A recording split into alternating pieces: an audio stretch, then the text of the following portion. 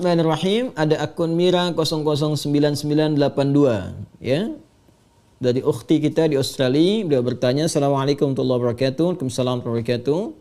Semoga Ustaz dan keluarga serta seluruh tim Mira Institute selalu berada dalam lindungan Allah Subhanahu wa taala. Semoga Allah Subhanahu wa taala memberikan perlindungan terbaik kepada Anda dan keberkahan di tempat Anda beraktivitas, dan semoga Allah memercikan keberkahan dimaksud pada kita semua.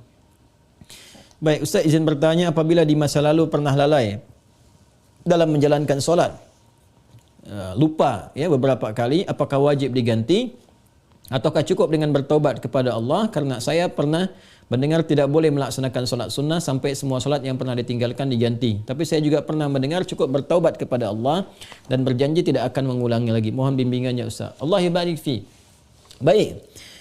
Seorang yang pernah bermaksiat, apapun itu jenisnya, baik maksiatnya terkait dengan Allah, bermaksiat kepada Allah secara langsung, ya, contoh diminta untuk beribadah, solat itu kan bagian pokok kepatuhan kita, bukti keimanan kita kepada Allah. Quran surah ke-20 Taha ayat ke-14, ya, solat itu bagian pokok pembuktian iman kita kepada Allah. Innani anallahu la ilaha illa ana fa'budni wa aqimis salata li dzikri.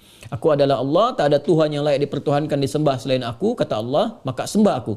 Ya, bagaimana menyembahmu ya Allah? Wa aqimis salat, tunaikan salat. Ya, untuk mengingat aku, kata Allah. Quran surah ke-20 Taha ayat yang ke-14. Ada orang tak solat, ya, tapi dia mengaku beriman, atau dia menunda-nunda solat, ya, atau solat semahunya. Ada orang puasa Daud, dia solat Daud. Puasa Daud tu dia puasa Senin, Selasa dia rehat. Ya, Rabu dia puasa, Kamis dia rehat. Tu puasa Daud. Ada ni orang solat Daud. Ya, subuh dia solat, zuhur tak. Asar dia solat, maghrib tak. Itu solat Daud. Itu tidak ada. Ya, dia melakukan itu, dia maksiat pada Allah. Maksiat dalam hal ibadah. Ada maksiat hakun adami, ya, maksiat yang terjadi dari anggota-anggota tubuh pada soalan-soalan yang memang dilarang oleh Allah. Ya, lisan cakap yang baik, dia bercakap tak baik, dia mencela orang lain. Padahal Allah mengatakan, ya ayyuhalladzina amanu la yaskhar qaumin qaum. Hai orang-orang beriman, jangan saling mencela. Quran surah 49 ayat 11, ya. Dia mencela, dia bermaksiat.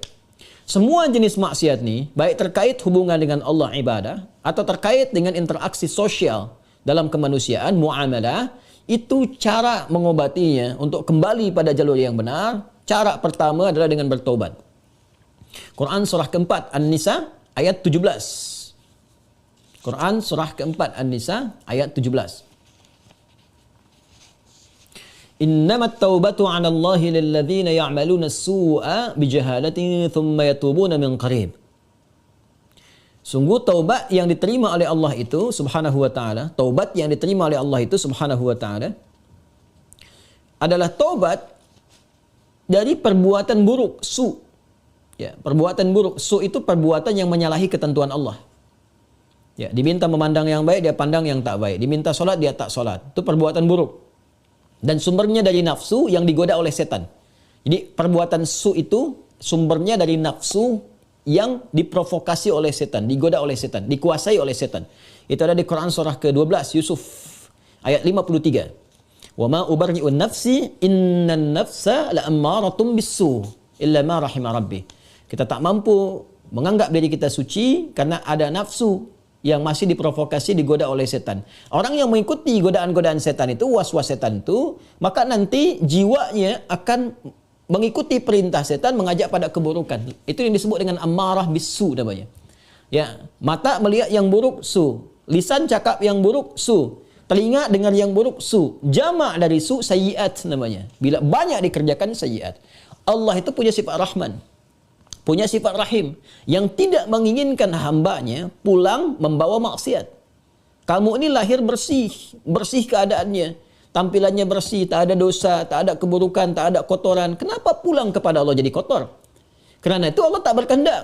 Allah tidak berkehendak bila ada hamba satu pun pulang kepada Allah dalam keadaan maksiat, dalam keadaan kotor. Maka sepanjang dia hidup diberikan kesempatan untuk taubat. Taubat ini nanti yang berpeluang membersihkan kembali kotoran-kotoran dosa dan menyucikan jiwa-jiwa yang penuh dengan dosa-dosa. Ini taubat namanya.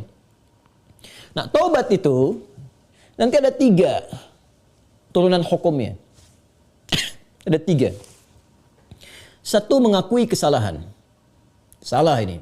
Jadi kalau kita sadar ya pernah salah, itu sudah sepertiga taubat. Dan itu mahal sekali, hidayah Allah mahal sekali. Itu yang tak dipunyai oleh syaitan. Syaitan itu tak punya itu. Ya, karena sifat sombong, dia tahu Allah itu penerima taubat tapi tak mau taubat. Ketika diminta oleh Allah itu untuk taubat, diberikan isyarat tuh, dikonfirmasi, ditanya, "Ma mana'aka alla tasjud?" Ya, "Ma mana'aka alla tasjuda idz amartuk?" Kenapa kau tak mau sujud ketika aku perintahkan? Itu kan isyarat taubat. Ya, Quran surah ke-7 ayat 12. Ya, tapi dia tak mau taubat. Ya, tak mau taubat. Dia menjawab, "Ana khairum minhu, khalaqtani min narin wa khalaqtahu min tin." Aku lebih hebat. Nah, itu bahaya. Kesombongan itu bisa menutup seseorang untuk bertaubat kepada Allah. Itu bahaya sekali. Karena itu Allah mengharamkan kesombongan. Ya, karena sayangnya kepada hamba diharamkan kesombongan supaya masih berpeluang untuk taubat. Itu bezanya atau bedanya syaitan dengan manusia. Ingat ya? Manusia salah karena ada nafsu, tapi manusia taubat. Adam manusia diberi contoh oleh Allah. Ya, supaya bisa diteruskan pada anak cucunya. Diberi contoh, Adam keliru. Lalu kemudian diberikan jalan taubat. Al-Baqarah ayat 37. Fatalaqqa Adamu min rabbih kalimatin fataba alaihi. Adam menerima talaqi ayat-ayat taubat. Ya, dia memohon kepada Allah, Rabbana zalamna anfusana wa illam taghfir lana wa tarhamna lanakunanna minal khasirin. Taubat, dia diterima taubatnya. Syaitan salah, diberi kesempatan taubat, dia tak taubat. Ya, jadi jangan ikuti jejak syaitan. Wala tattabi'u khutuwatis syaitan. Quran surah kedua ayat 168. Jangan ikuti langkah syaitan. Kita beza dengan syaitan, kita beda dengan syaitan. Manusia salah, manusia taubat. Syaitan salah, syaitan tak kenal taubat. Jadi kalau ada manusia bersalah, pernah berbuat salah, tak mau dia taubat, itu patut diduga. Boleh jadi sedang dikuasai oleh syaitan. Nah, jadi kalau ada pertanyaan, itu pertanyaan fitrah. Ya, saya pernah salah. Itu selalu ada fitrah itu. Ya, dua anak Adam yang pernah salah satunya bermaksiat itu dan berkehendak untuk membunuh membunuh anak Adam salah satunya. Ada kisah dua anak Adam itu di surah Al-Maidah ya ayat 27 itu ya sampai dengan 30 ya. Watlu alaihim bil haqqi watlu alaihim naba ibna adam bil haqqi id qaraba qurbanan fataqabbala min ahadihima wa lam yutaqabbal min al-akhar.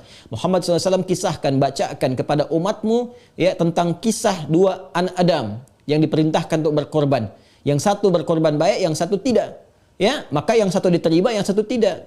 Maka yang kecewa ini dia merasa cemburu, ingin membunuh. Nah, ketika akan membunuh ini fatawa'at nafsu lahu nafsuhu, fatawa'at tawa' itu artinya naik turun. Ya, jadi enggak ya, lakukan tidak ya. Nah, itu di fitrah kita itu selalu ada bagian fitrah yang mencegah berbuat maksiat. Ada yang sifatnya mencegah dari awal, ada yang sifatnya menyesali. Ya, menyesali itu sambil mencela. Kenapa tadi saya harus marah nih sama anak nih? Kenapa tadi saya harus mencela dia? Kenapa tadi harus saya cemberut? Kenapa tadi saya harus berkata yang kasar? Padahal saya bisa berkata yang lembut. Nah, itu ada penyesalan yang kedua sambil mencela diri. Nah, bagian yang kedua ini setelah tak mampu mencegah, dia menyesali, disebut lawam namanya. Sifatnya lawamah. Ya, makanya ada yang dikenal dengan nafsul lawamah. Diri, jiwa yang mencela. Kenapa melakukan itu? Nanti puncaknya terjadi di akhirat. Saat kembali, saat hari kiamat. Ya, banyak orang menyesal. Kenapa dulu tak begini? Kenapa dulu harus begitu? Nah, itu ada di surah Al-Qiyamah, surah ke-75, ayat yang kedua. La uqsimu biyaumil qiyamah, wa la uqsimu bin nafsil lawwamah. Ya, aku bersumpah, kata Allah, ya, ada di jiwa-jiwa itu sebetulnya yang menyesali perbuatan buruk itu kenapa terjadi.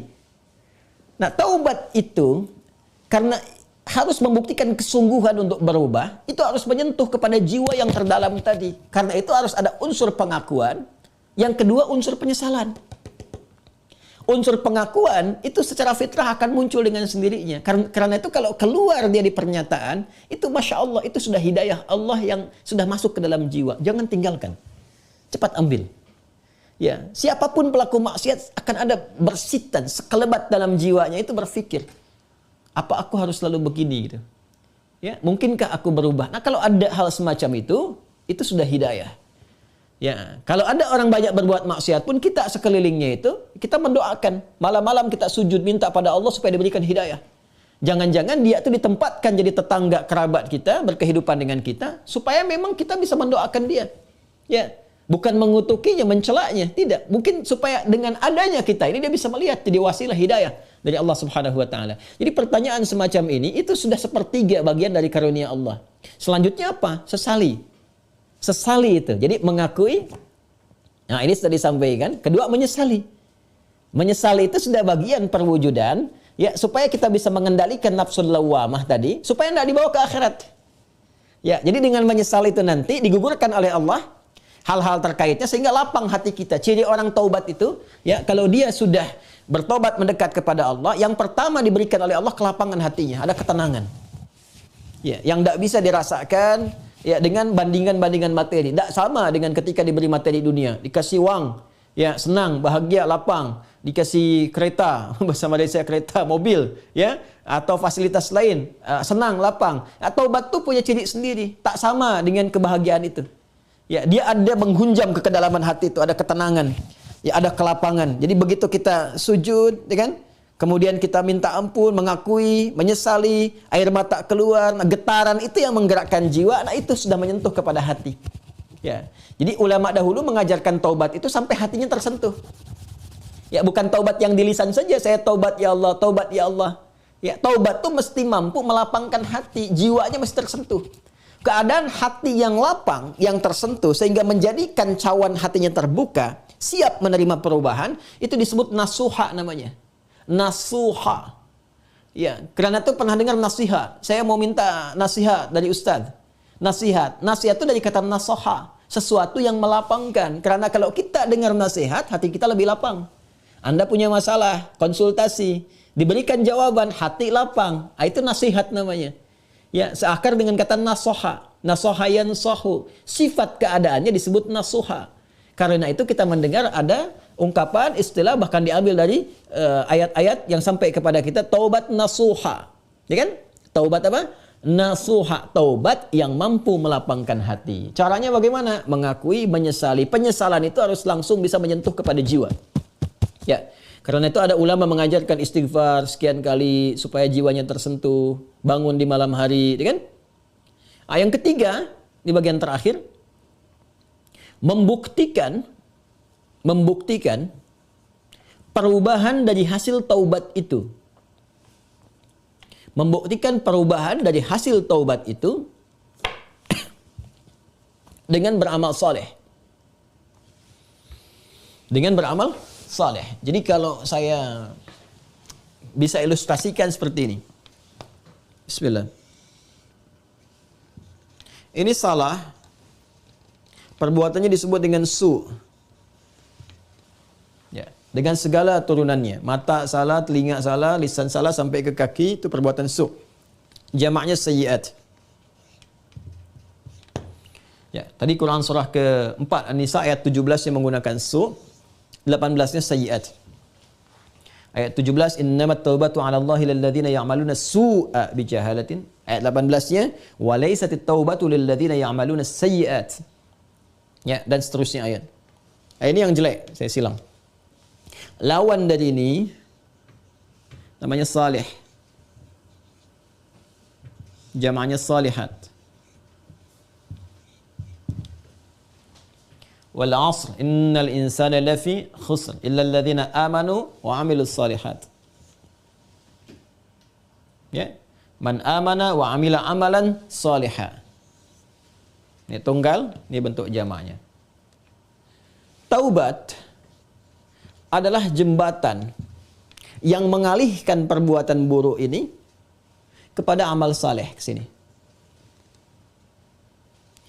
Tadi diawali dengan mengakui, ya Allah salah nih. Nah, biasanya Allah bantu dengan hidayah, ada pengakuan itu. Ya, ada pengakuan dalam diri kita, mengakui kita berdosa, mengakui kita keliru, kan? Diberi jalan oleh Allah, diberikan sentuhan. Nah, ini anugerah yang pertama nih. Karena itu kalau ada diberikan ini, tadi saya katakan itu sepertiga dari anugerah. Sambut dengan penyesalan, menyesali. Menyesal ini tak hanya mengatakan, kita katakan saya menyesal ya Allah, tak. Sampai merasakan di hati itu kelapangan. Itu yang disebut nasuha. Taubat nasuha, taubat yang melapangkan kepada jiwa, kepada hati. Ya, sampai merasa tenang, enak, kan? Mampu membezakan antara ini keliru, ini benar, kan? Kita menyesal, air mata keluar. Makanya Nabi pernah menyampaikan dalam kondisi seseorang itu, Masya Allah, kan? Dia dalam keadaan sunyi, sendiri, lalu menetes air matanya karena merasa berdosa. Ya, menyesal dia, menetes air mata dalam kesendirian karena merasakan penyesalan dari dosa. Seketika Allah turunkan ampunan untuknya. Ya, itu banyak riwayat-riwayat yang sahih. Yang ketiga, membuktikan keberhasilan dari taubat ini dengan merubah ini yang yang sayyiat jadi saleh, salihat. Mengganti perbuatan buruk yang salah itu dengan amal yang saleh. Apa kaitan dengan pertanyaan tadi dari saudari kita yang dari Australia tadi? Ya, kaitannya adalah ini bentuknya seperti apa? Apakah harus sama dengan jenis kesalahan yang dilakukan atau berbeda? Yang penting amal soleh saja. Karena ayat-ayat Quran yang mengiringi ini sifatnya memberikan kata umum.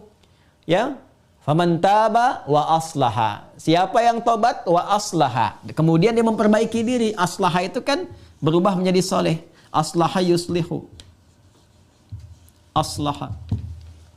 Itu banyak ayat di Al-Quran tuh. Mentaba wa aslaha. Taba wa aslaha. Dia taubat lalu dia buktikan ingin berubah jadi soleh. Memperbaiki diri. Ya, karena katanya masih umum sifatnya, karena itu terbuka untuk bisa mengerjakan berbagai hal. Yang penting ada pembuktian. Jadi yang dituntut dari taubat itu sifatnya pembuktian saya berubah. Ya, pembuktian saya berubah. Itu intinya. Ya, jadi ketika sampai di level kedua ini pun ampunan turun. Tapi untuk membuktikan bahwa kita sudah meraih ampunan itu, kita buktikan dengan merubah diri. Berubah dari sini, bertransformasi, berpindah ke sini. Bagaimana caranya? Buktikan. Disinilah kemudian para ulama membimbing kita. Ya, ada pendapat misalnya yang mengatakan kalau jenis yang ditinggalkan perbuatan sayyiatnya atau maksiatnya ya terkait dengan ibadah kepada Allah, pernah meninggalkan salat, kan? Maka bagaimana cara memperbaikinya? Ganti, perbaiki salat ini. Ya. Dari yang pernah kemudian ditinggalkan, maka ada yang berpendapat dengan qadha salat ketika ingat dikiaskan. Ya, maka di waktu-waktu tertentu, ya saat yang bersamaan, misal setelah salat zuhur ditunaikan, zuhur selesai ditunaikan, ya maka yang lain ada salat sunnah, dia mencoba untuk mengganti dahulu yang terdahulu, yang pernah dia rasakan tertinggal, dia niatkan untuk mengganti. Ya, ini di mazhab Syafi'i sangat populer. Ya, maka dia salat kemudian untuk dia niatkan mengganti yang terdahulu. Begitu masuk kemudian waktu maghrib, ba'da maghrib orang sholat sunnah, dia mencoba mengganti yang terdahulu lagi. Ini satu pendapat di antara sekian ragam. Ya. Ada kedua yang berpendapat, tak dibatasi dengan sholat ini saja. Ketika dia tobat, diterima tobatnya, diampuni. Kalau sudah ampun, turun, ampunan Allah turun, diampuni, ya gugur yang kemarin itu, selesai. Tinggal dia buktikan memperbaiki. Bagaimana cara memperbaikinya? Ya, sesuai dengan keadaan dia yang baru. Kalau dia sudah kerjakan sholat zuhur, ya sudah, selesai sholatnya. Mengganti yang dulu-dulu, perbanyak amalan yang lainnya dengan sholat sunnah. Dia kejar qobliyah zuhurnya, dia kejar ba'diyah zuhurnya, untuk membuktikan kepada Allah bahwa dia telah sungguh-sungguh berubah. Ya, ini hanya ragam saja bagaimana kita kemudian bisa memilih di antara ini, dan semua punya jalurnya yang dapat dipertanggungjawabkan secara syariat. Ya, jadi dipersilahkan, Anda nyamannya mau yang mana yang dikerjakan, tapi hanya ingin menunjukkan ini ada perubahan dalam diri kita. Jadi boleh Anda perbanyak amalan-amalan sunnah, ya ada yang berpendapat, ambil karena umum sifatnya, tidak ada spesifik menekankan kepada Anda. Ya harus mengganti yang terdahulu misalnya dengan kerjakan yang fardu lagi, nggak ada yang spesifik begitu. Karena itu tafsirannya luas. Ya kaidah berkata sepanjang umum tidak ada takhsis, maka jangan ditakhsis. Jangan dikhususkan pada amalan tertentu. Jadi ambil yang paling ringan. Ya kalau misalnya Anda ingin coba ganti dengan mengganti menggunakan yang sunnah, silahkan, babnya luas. Perbanyak ibadah sunnahnya, bangun malam tahajud, buktikan dalam kebaikan dan seterusnya. Dan semoga dengan itu Allah Subhanahu wa taala ya memberikan ampunan kepada kita sampai kita kembali kepada Allah dalam kebaikan. Ini babnya. Jadi prinsipnya sebetulnya bukan persoalan apakah ganti menggunakan fardunya lagi atau cukupkan dengan yang sunnah saja. Bukan itu persoalannya. Persoalannya sejatinya adalah bagaimana kita membuktikan kepada Allah kita berubah. Dan babnya luas. Ya. Jadi kalau Anda kemudian ingin memperbanyak yang sunnah, silahkan. Perbanyak sunnahnya, tunjukkan merubah. Sedangkan yang kemarin sudah kita mohonkan kepada Allah, minta diampuni, terampuni. Ya Allah berikan kepada kita diampuni dan seterusnya. Ya, jadi kalau Anda ingin pilih kemudian untuk mengulang kembali dikiaskan sholat di saat ingatnya. Ya, orang lupa saat ingatnya, pada waktu ingatnya dia itu sholat. Ya orang tertidur bangun, saat bangunnya dia itu sholat. Misalnya ada orang tidur dari subuh, kemudian dari sebelum subuh dia tidur, bangun-bangun dia jam 10 misalnya kan. Ya, baru ingat dia belum sholat subuh. Maka saat ingatnya itu, dia kemudian menunaikan sholatnya. Nah, ini dikiaskan kepada keadaan seperti itu, ya, kemudian dia tunaikan. Adapun orang-orang yang kemudian dia ingin memilih, saya ingin perbanyak yang sunnahnya saja, tak ada masalah. Ya, tak ada masalah. Ya, jadi silahkan perbanyak sholat sunnahnya, dan tidak ada satupun dalil yang spesifik mengatakan dilarang menunaikan sholat sunnah sebelum yang fardunya tercukupi dahulu. Kita pun tak tahu berapa fardu yang sudah tertinggal. Bagaimana mencukupinya? Ya, jadi nggak ada dalil spesifik seperti itu. Yang ada adalah terbuka luas untuk kita beramal, membuktikan kesungguhan kita telah berubah. Wallahu ta'ala a'lam bis-shawab, dan semoga Allah menerima taubat yang kita mohonkan kepada Allah, dan tidak ada semua kita yang bebas dari kesalahan. Saya, Anda, kita pun pasti pernah berbuat salah. Dan Allah sangat mencintai pelaku maksiat yang bertobat dibandingkan dengan seorang yang saleh yang tidak pernah merasa salah dalam kehidupannya.